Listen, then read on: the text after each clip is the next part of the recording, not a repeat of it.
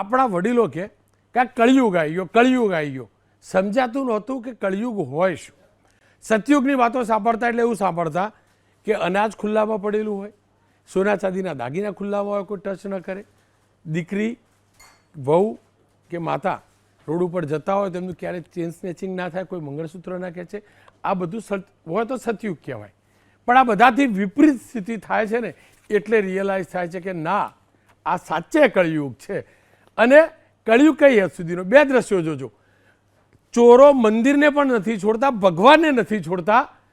ચોરો માં સરસ્વતીના ધામની અંદર ગરીબોના ભોજનને પણ, ગરીબ વિદ્યાર્થીઓના ભોજનને પણ નથી છોડતા. આનાથી મોટો કળિયુગ કઈ રીતે હોઈ શકે? વલસાડનો કિસ્સો કહી દઉં તમને. વલસાડમાં તસ્કરો કેવા બેફામ બન્યા છે, સીસીટીવી દ્રશ્યો જોજો. વલસાડના છેવાડે આવેલા પાનેરા ડુંગર પરના ચંડિકા માતાજીના મંદિરમાં તસ્કરો તાટક્યા. મંદિરનો દરવાજો તોડી અંદરથી માતાજીના સોના ચાંદીના શણગારના આભૂષણો ચોરી ગયા. ચાંદીના છત્તરની ચોરી કરી ફરાર થઈ ગયા. ચોરી કરતા અગાઉ ચોરો બી કેટલા હોશિયાર, સીસીટીવીમાં તોડફોડ કરી ન માત્ર મહાકાળી માતાનું મંદિર પરંતુ આ પરિસરમાં આવેલું દાદાનું મંદિર એટલે કે હનુમાનજીનું મંદિર અને મહાદેવજીના મંદિરમાં પણ ચોરી કરી. તસ્કરોએ 5 કિલોથી વધુ ચાંદીના દાગીનાને 17 સહિત સોનાના દાગીનાની પણ ચોરી કરી. નવસારીના વીરાવળ વિસ્તારમાં આવેલા રામજી મંદિરમાં પણ તસ્કરો તાટક્યા હતા. બપોરના સમયે 2 શખ્સો મંદિરમાં પ્રવેશે છે. આપ દ્રશ્યો જુઓ છો. દાન પેટીમાં ચોરી કરતા તે નજરે પડે છે. આ ઘટનાની જાણ વિદેશમાં બેઠેલા એક ભક્તને થઈ, કારણ કે સીસીટીવીનું નેટવર્ક ત્યાં સેટ હશે અને એટલે જ એ ભક્તે ગ્રામજનોને ફોન કરીને જાણ કરી અને પોલીસની ફરિયાદ નોંધાઈ. સુરતના અડાજણ વિસ્તારમાં જૈન મંદિરમાં તસ્કરો ચોરી કરીને ફરાર થયા હતા. મંદિરમાં મૂર્તિ પર લાગેલા આભૂષણોની તસ્કરોએ ચોરી કરી હતી. જૈન મંદિરમાંથી ભગવાનના બે ચાંદીના હાર, 2 આંખો અને ચાંદીના આઈબ્રો સહિત દાનપેટી તસ્કરો ઉઠાવી ગયા હતા. રાત્રિના સમયે 2 ચોરો મંદિરમાં પ્રવેશ્યા હતા. હાલત ત્યારે છે કે સીસીટીવી છે. એક તો ભગવાન છે, માતાજી છે, સીસીટીવી પણ છે, છતાં પણ ચોરોની હિંમત જોજો. રાજકોટની અંદર પણ મંદિરમાં લૂંટ ચલાવનાર ગેંગ પકડવામાં પોલીસને સફળતા મળી છે. પોલીસે 3 શખ્સોને ઝડપી કોટડા સંઘાણી, ગોંડલ તાલુકા, ટંકાર અને ચોટીલા તાલુકામાં બનેલી લૂંટનો ભેદ ઉકેલ્યો છે.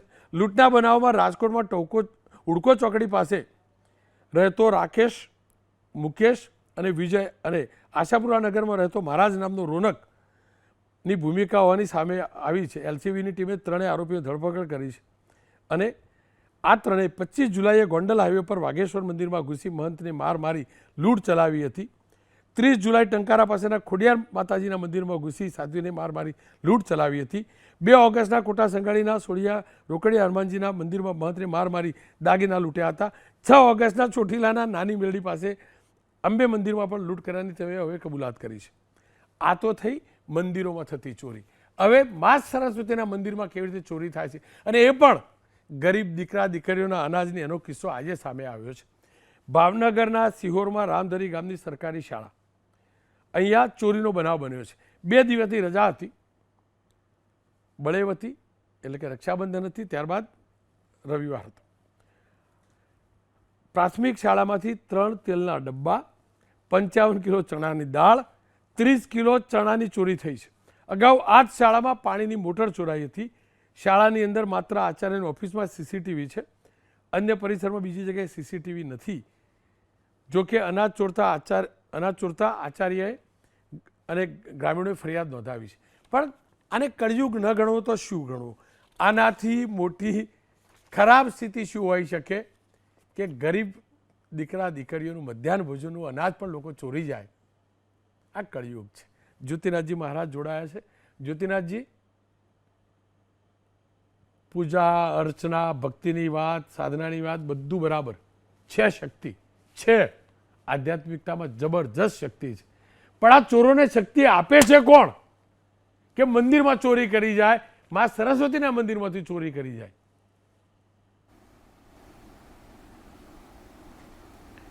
બેઝિકલી રોનક, જો સાચી વાત કહું તો સત્ય હકીકત એવી છે કે ક્યાંક ને ક્યાંક મોટા ભાગેના બનાવો મેં અત્યાર સુધી ઘણા બધા જોયા છે, તેની અંદર એવું જોયું છે કે જાણભેદું જ હોય છે. જે મહંત સાથે કે પૂજારી સાથે જોડાયેલો વ્યક્તિ કે મંદિર સાથે જોડાયેલો વ્યક્તિ જ હોય, ક્યાંક અસંતોષ થાય, બદલો લેવાની ભાવનાથી આ કાર્ય કરે. બીજા નંબરની વાત એવી હોય છે કે પેટની જરૂરિયાત ગમે તેટલી વ્યવસ્થા થાય છે, ઘણી વખત એવું હોય છે કે નથી પહોંચી પડાતું, ત્યારે લોકોની પાસે કોઈ રસ્તો નથી રહેતો, ત્યારે પણ આવા બનાવ બનતા હોય છે. અને ત્રીજી વાત, ઘણા લોકો એવા છે કે જેને કોઈ પડી જ નથી. આજે મંદિરોમાં ચોરી કરવી કે દવાખાનામાં ચોરી કરવી કે સ્કૂલમાં ચોરી કરવી, એને કોઈ લેવા દેવા નથી. કારણ કે સ્કૂલની ચોરી પણ અંદરનો જ વ્યક્તિ હશે, કોઈ લેવા દેવા જ નથી. એ વ્યક્તિને મગજમાં વૃત્તિ બદલાઈ ગઈ છે. એટલે જ લખ્યું છે કે યા દેવી સર્વભૂતેષુ વૃત્તિ રૂપેણ સંસ્થિતા. વૃત્તિ માણસની બદલાઈ ગઈ છે. આ મોટો પ્રશ્ન છે. કળિયુગની અંદર બીજું કશું જ બદલાયું નથી. આ બદલાયું છે કે વૃત્તિ બદલાઈ છે, અને તે દુઃખની વાત છે. પણ આ વૃત્તિ અને એના થકી થતી પ્રવૃત્તિ રોકવાની જવાબદારી કોની?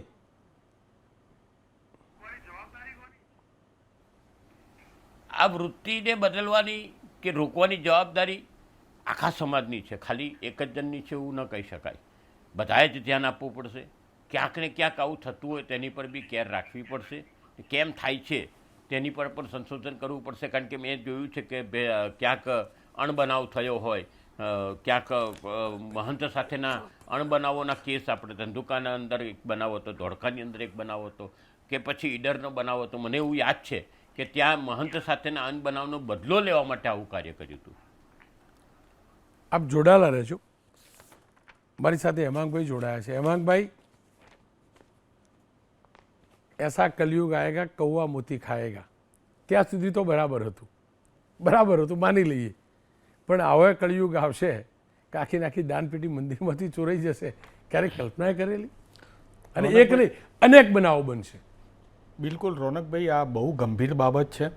અને હું આ જે બાબત છે એને જેમ જ્યોતિનાથજીએ કીધું એમ આ સામાજિક પણ બાબત છે, જોડે કાયદો વ્યવસ્થાની પણ બાબત છે. બીજું રોનકભાઈ, મને આજના એપિસોડની અંદર તમે જે બે વાતો વણી લીધી, એક તો શાળાઓની અંદર થતી ચોરી અને બીજી મંદિરોમાં થતી. એટલે હકીકતમાં આપણા દેશની અંદર, ખાસ કરીને સનાતન ધર્મની અંદર, શાળા છે એ પણ એક સરસ્વતી માતાનું મંદિર જ છે. અને આપણા મંદિરો, હવે આપણે જોઈએ રોનકભાઈ, આપણે અંબાજી જઈએ, સોમનાથ જઈએ, જડબે સલાક સુરક્ષા હોય. તમને મોબાઈલ અંદર ના લઈ જવા દે, તમારે ચાવી પણ ખીચામાં ના હોય, ઘડિયાળ જો ડિજિટલ પહેરેલી હોય તો બહાર કઢાવી દે. સારી વાત છે. ત્યાં આવક થાય છે મંદિરની, એટલે સરકારે આવકની સામે સુરક્ષા પ્રોવાઈડ કરે છે. પણ હકીકતમાં ભગવાન તો બધા જ સરખા છે. એક સામાન્ય શંકર ભગવાનનું મંદિર છે, નાનકડું એવું નીલકંઠ મહાદેવ, અને સોમનાથ મંદિર છે. બંનેમાં દરેક હિન્દુ ધર્મની, સનાતન ધર્મની આસ્થાઓ છુપાયેલી છે. મારું તો એમ માનવું છે કે આ મોટા મંદિરો જે સરકારના હસ્તક છે, એમાંથી જે કંઈ પણ દાન અથવા રૂપિયા આવે છે એ અન્ય બીજી રીતે વાપરવા કરતાં, હું તો સરકારને આજે કોઈ પણ જાતનું રાજકીય દોષારોપણ કરવા જ નથી માગતો, પરંતુ હું એક એનું સોલ્યુશન આપવા માગું છું.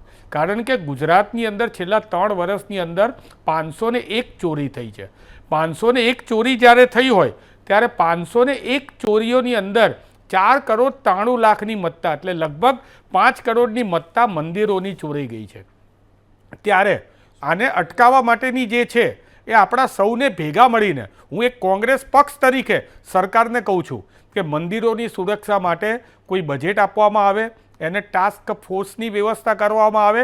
આપણે માત્ર મંદિરોના નામે અથવા તો ભગવાનના નામે વોટ નથી લેવા, પરંતુ સાચે સનાતન હિન્દુ ધર્મ માટે જો કંઈ કરવું હોય તો મંદિરમાં જે આસ્થાથી, હવે પ્રોબ્લેમ ક્યાં થાય છે રોનકભાઈ, કે મંદિરની અંદર ચોરી થયા પછી મંદિરની અંદર કોઈ એના ટ્રસ્ટીઓ હોય કે એના જે સંચાલકો હોય એ ચોરીની ફરિયાદ કરવા જાય, ત્યાં એમની પરિસ્થિતિ વિકટ થઈ જાય છે. પૈસા ક્યાંથી આવ્યા, કેટલા રૂપિયા હતા, તમને ક્યાંથી ખબર છે કે આટલા રૂપિયા હતા? તમે માતાજીનો હાર હતો તો હારનું બિલ લાવો. હવે કોઈકે વર્ષો પહેલાં દાન આપેલું હોય માતાજીના આભૂષણનું, એનું બિલ ક્યાંથી લાવે? એટલે આવી બધી પરિસ્થિતિ જે છે એના માટે પણ સરકારે, પોલીસને પણ સંજ્ઞાનમાં લેવું જોઈએ કે મંદિરોની બાબતની અંદર જ્યારે ચોરી થાય છે ત્યારે એના ટ્રસ્ટી અથવા તો એના સંચાલક મંડળ જ્યારે ચોરીની ફરિયાદ નોંધાવવા જાય તો એમને સામાન્ય જનતાની જેમ ટ્રીટ ના કરવામાં આવે, એમને એક સનાતન ધર્મના પ્રેમી તરીકે ટ્રીટ કરવામાં આવે. પોલીસના ફરિયાદ નહીં લેવાની અથવા પોલીસના ક્રોસ ચેકિંગથી અથવા પોલીસની જે પોલીસ સ્ટેશનની મર્યાદાઓ બતાવવાથી ઘણી બધી નાની મોટી ફરિયાદો તો થતી જ નથી. રોનકભાઈ, આ બહુ મહત્ત્વની વાત છે. એક જમાનામાં એક સામાન્ય 20 વર્ષ પહેલાં ચેઇન સ્નેચિંગ થતી હતી તો છાપામાં મોટા સમાચાર આવતા હતા 3 કોલમના, અને પોલીસ આવે, છાપામાં નામ આવે એક સામાન્ય ચેઇન સ્નેચિંગ માટે. હવે મંદિરોની અંદર પણ જ્યારે ચોરીઓ થાય છે ત્યારે આ દુઃખદ બાબત છે. ગંભીરતાથી સરકારે લેવાની જરૂર છે. બીજી વાત જે માનનીય સ્વામીજીએ કીધી એમાં મારે એક વસ્તુ ઉમેરવી છે કે જે પ્રમાણે બેરોજગારી છે, જે પ્રમાણે ગુજરાતની અંદર આર્થિક તંગી છે, એના લીધે પણ ઘણા લોકો જે છે એ લોકો પોતે આર્થિક તંગીના લીધે હકીકતમાં કરવી જ ના જોઈએ ચોરી, તો થવી જ ના જોઈએ, મંદિરોમાંય નહીં, કોઈ પણ જગ્યાએ નહીં, પણ આર્થિક તંગી છે એટલે સરકારે બેરોજગારી જે છે એને પણ ઘટાડવા ઉપર ધ્યાન આપવું પડે. અને ખાસ સૌથી વધારે મહત્ત્વની વાત રોનકભાઈ એ છે કે મંદિરો હોય કે શાળાની અંદર કોમ્પ્યુટરોની અંદર જ્યારે ચોરી થઈ જતી હોય ત્યારે આપણે એક સમાજ તરીકે, હું, તમે કે મારી જોડે બેઠેલા સ્નેહલભાઈ ભાજપના પ્રવક્તા છે, એમણે પણ પોતાના આત્માને અંદરથી ઢંઢોળવો જોઈએ અને કઈ રીતે આ સ્પેશિયલ ટાસ્ક ફોર્સ ઊભી કરીને, સિક્યુરિટી ફોર્સ ઊભી કરીને આ ચોરીઓ અટકે એના માટે સૌએ સાથે મળીને પ્રયાસો કરવા જોઈએ. સ્નેહલભાઈ, કારણ શું, સૂચન શું, રસ્તો શું? રોનકભાઈ, આપણે ખૂબ જ સમાજ તરીકે આ દુઃખદ ઘટના છે કે લોકો મંદિરોને પણ અત્યારે છોડતા નથી, અને જેમ સ્વામીજીએ જણાવ્યું એમ ઘણા બધા કારણ એની અંદર પાયામાં હોઈ શકે છે. પણ એક સમાજ તરીકે આપણે સૌએ આની પર કામ કરવું જ રહ્યું અને આ વસ્તુ ના થાય એના માટે સઘન પ્રયાસ કરવાની ખૂબ જ જરૂર છે. સરકારની જો વાત કરું તો મુખ્યત્વે મંદિરો જે છે એની વચ્ચે ક્યારેય કોઈ ભેદરેખા નથી હોતી. આ મારે દર્શકોને ખાસ કહેવું છે. કદાચ કોઈ લોકો એમાં ભેદભાવ કરે, પણ મહાદેવજીનું મંદિર, સોમનાથ મહાદેવથી લઈને બધા ભગવાનના જે મંદિર છે એમાં બધા લોકો આસ્થાથી એક સાથે જાય છે, પૂજા અર્ચના કરે છે. મહત્ત્વના મંદિરો છે ત્યાં સ્પેશિયલ પોલીસની ટીમ જે છે SRPની, એ ટેમ્પલ ટાસ્ક ફોર્સ જે છે તે પણ તૈનાત હોય છે. જે કોસ્ટલાઇન પર મંદિર હોય છે ત્યાં મરીન પોલીસ પણ હોય છે. ખાસ કરીને જન્માષ્ટમી હોય ધારો કે, તો દ્વારકાની અંદર વધારે દર્શનાર્થીઓ આવતા હોય તો એ વખતે પણ સ્પેશિયલ ટીમ્સ ત્યાં ડિપ્લોય કરવામાં આવે છે. એ જ રીતે દરેક મંદિરની અંદર આ પ્રકારની જે સર્વેલન્સ છે, CCTV કેમેરાસ છે, વત્તા જ્યારે આવો કોઈ તહેવાર હોય છે તો ડ્રોનથી પણ એની નિગરાની રાખવામાં આવે છે અને પોલીસની ટીમ ડિપ્લોયડ હોય છે. આપણે વાત કરીએ કે નાના મંદિરની અંદર જે જગ્યા છે પણ એની અંદર પણ આપણે જોયું કે CCTV છે, અને આ જે છે એની અંદરથી પોલીસે પણ સૌરાષ્ટ્રની અંદર 4 મંદિરમાં થયેલી ચોરી કરનારી એક ગેંગના 3 માણસને ઝડપી પાડ્યા હતા. આ ગેંગ એક સુનિયોજિત રીતે કામ કરતી હતી, પણ ફોર્ચ્યુનેટલી પોલીસની જે તત્પરતા હતી અને મંદિરના લોકોની પણ જાગૃતતા અને CCTV કેમેરાને ઘણા બધા જે માહિતી એમને મળી હતી, પ્રાપ્ત થઈ હતી, તેના આધારે ચોરોને પકડી પાડ્યા છે. પણ ફરીથી જો વાત કરીએ તો આજે પક્ષાપક્ષીની જે મારા ભાઈએ વાત કીધી એમાં આપણે કોઈએ પડ્યા વગર એક સમાજ તરીકે આ એક ચિંતાનો વિષય ચોક્કસ છે કે જ્યારે મંદિરમાં કે જ્યાં લોકો જે છે પાપનું પ્રાયશ્ચિત કરવા જાય છે ત્યાં આ લોકો જઈને આ પ્રકારનું કૃત્ય કરે છે કે જેને ક્યારેય કોઈ દિવસ કોઈ માફ ના કરી શકે. એટલે એક સમાજ તરીકે આપણે સૌએ, મને લાગે છે કે આની અંદર જાગૃતતા કેળવી અને આવી ઘટનાઓ ના બને એના માટે શું પગલાં લેવા તે વિચારવાની ચોક્કસ જરૂર છે. આ તો ચોરીની વાત થઈ, પણ કેવા કેવા ખેલ ચાલે છે, કેમ કળિયુગ કહું છું. જ્યોતિનાથજી મહારાજ મારી સાથે જોડાયેલા હશે. જ્યોતિનાથજી મહારાજ, ચોરી એકલી ચોરી નહીં, પણ મંદિરોની અંદર મંદિરોની ગાદી લેવા માટે, મઠની ગાદી લેવા માટે, સંચાલન લેવા માટે, એ ટ્રસ્ટીઓ હોય કે તમારા જેવા ભગવા પહેરવાવાળા માટે કેવા કેવા ખેલ કરે છે. આ ચોરો તો પેટનો ખાડો પૂરવા કરતા હશે ને, ખાડો પૂરવા કરતા હશે. હવે તમારા જેવા જ કપડાં પહેરવાવાળા ખેલ કરે તો એ કળિયુગને કયા હદ સુધીનો કરવો, કયા હદ સુધીનો, ક્યાં આવી પેટનો ખાડો, ક્યાં આવ્યો પેટનો ખાડો?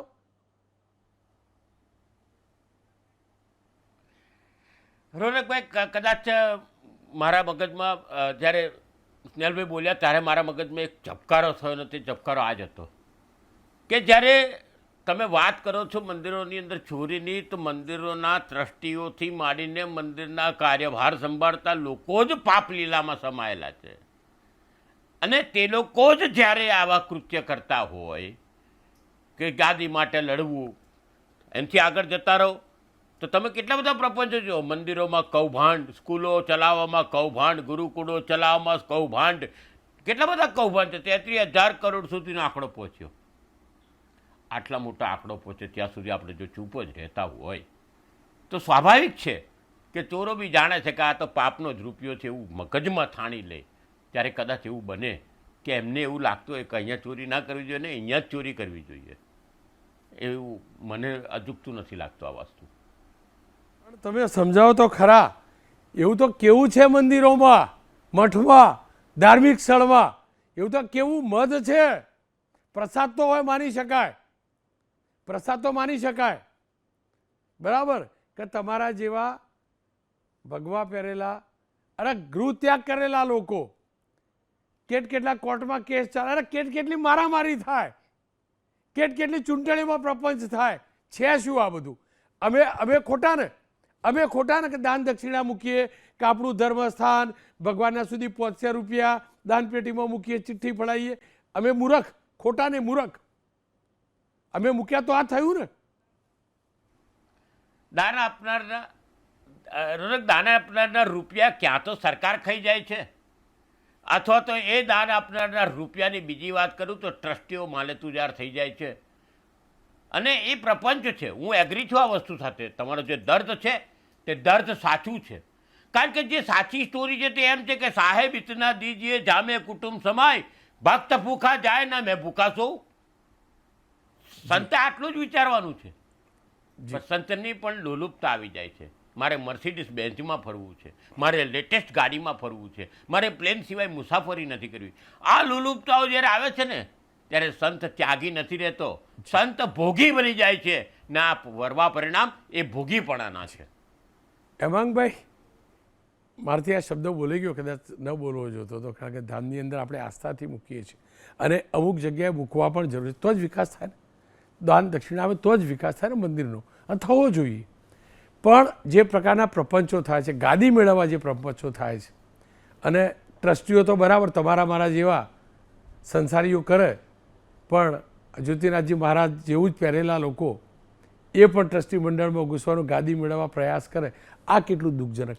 આ કઈ હદ સુધીનો કળયુગ. રોનકભાઈ, મેં જ્યાં સુધી જ્યોતિનાથજી મહારાજ પણ મારી વાત સુધી સંમત થશે, જ્યાં સુધી મેં સનાતન ધર્મની પરંપરાઓ જોઈ છે અને એ પરંપરામાં શંકરાચાર્ય પરંપરા આવે છે તેની અંદર આવું કંઈ જ નથી. આ જે છે એ અમુક સંપ્રદાયો જે છે અને સંપ્રદાયોની અંદર વર્ચસ્વની લડાઈની અંદર આ વસ્તુ થાય છે.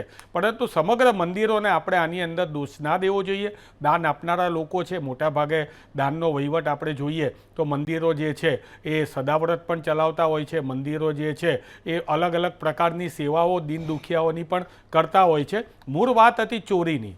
ચોરી માટે થઈને હું બે સલાહ ફરીથી એક વખત સરકારને વિનંતી પણ કરીશ કે ભાઈ આટલા બધા પૈસાનું બજેટ છે તો આ મંદિરોમાં જે અત્યારે સિક્યુરિટી કેમેરા જે છે એ પોતે મંદિર પોતાના ખર્ચે નખાવે છે. એની જગ્યાએ સરકાર કોઈ એવી સ્કીમ આપે કે જેની અંદર મંદિરોની અંદર સીસીટીવી કેમેરા આપે, એની સેન્ટ્રલાઇઝ મોનિટરિંગ સિસ્ટમ હોય, અને ખાસ કરીને આ ઘરફોડ ચોરી હોય કે કોઈ પણ ચોરી હોય 50% જ કેસ સોલ્વ થાય છે અને 50% કેસ સોલ્વ થતા નથી. તો એના માટે થઈને પણ પ્રયત્ન કરે અને સ્પેશિયલ ટાસ્ક ફોર્સ અને સિક્યુરિટી ફોર્સ આપવી જોઈએ. કારણ કે સનાતન ધર્મની અંદર મંદિરો છે એ આસ્થાનું પ્રતીક છે અને આસ્થા જે છે એ ગમે તેટલા આવા નાના મોટા બનાવો થતા રહેશે, પરંતુ સનાતન ધર્મની આસ્થા છે એ હંમેશા જળવાયેલી રહેવાની છે. સ્નેહલભાઈ, આપ શું માનો છો? જી, આપ જેમ મારા ભાઈએ કીધું એ ચોક્કસ આપણે અમદાવાદની અને શહેરોની પણ વાત કરીએ તો પોલીસ કમિશનરશ્રીને એમની જે સ્પેસિફિક ટીમ્સ હોય છે એ મોનિટરિંગ પણ કરે છે, એના ફૂટેજ અને મંદિરની અંદર પણ રૂલ્સ રેગ્યુલેશન છે.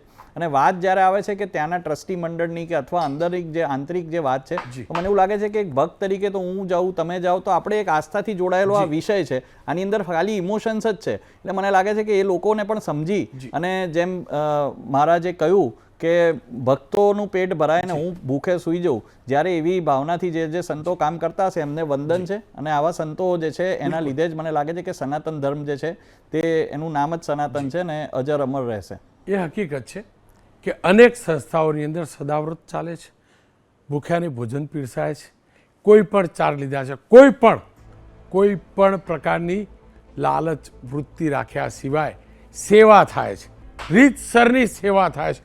અનેક સંસ્થાઓ છે, અનેક મંદિરો છે, અનેક મઠ છે, એનો આપણને ગર્વ છે. પણ એની સામે અનેક એવી સંસ્થાઓ છે આ સંસ્કૃતિ સાથે જોડાયેલી કે જેના ચેરિટી કમિશનરથી લઈ હાઈકોર્ટ સુધી અનેક કેસ ચાલે છે. અનેક કેસ ગાદી મેળવવા માટે વિસ્તારવાદી વૃત્તિ, લક્ઝરી ભોગવવાની વૃત્તિ, કહેવાય કે પહેર્યા ભગવા અંદર ખિસ્સું ના હોય પણ પેલું ડિજિટલ વોલેટ વાળી વાત આપણે હમણાં જાણીને, વર્ષોથી આ લોકો ડિજિટલ વોલેટ જ રાખતા હતા, બીજે પૈસા રાખતા હતા. એવા અનેક કેસ ચાલે છે. એટલે દુઃખ થાય છે ને એટલે જ કહું છું, મંદિરમાં ચોરી થાય, વિદ્યાના મંદિરમાં ચોરી થાય, ગરીબ દીકરા દીકરીઓનું અનાજની ચોરી થાય, સંસ્થા મંદિર અને ધાર્મિક સંસ્થાઓ પર કબજો જમાવવા માટે ખેલ થાય, જમીન પચાવવા માટે મંદિર બનાવવામાં આવે કે ધાર્મિક સંસ્થા વિકસાવવામાં આવે, આ બધું જોવા મળે છે ને સાંભળવા મળે છે ત્યારે થાય છે. આ ખરેખર કળિયુગ છે. હા, પણ શ્રદ્ધા આજે પણ આ કળિયુગમાં સતયુગના જેટલી જ યથાર્થ છે એ પણ હકીકત છે. કારણ કે એ આ સંસ્કૃતિએ શીખવાડેલું છે, એ આ સંસ્કૃતિના સંસ્કાર છે.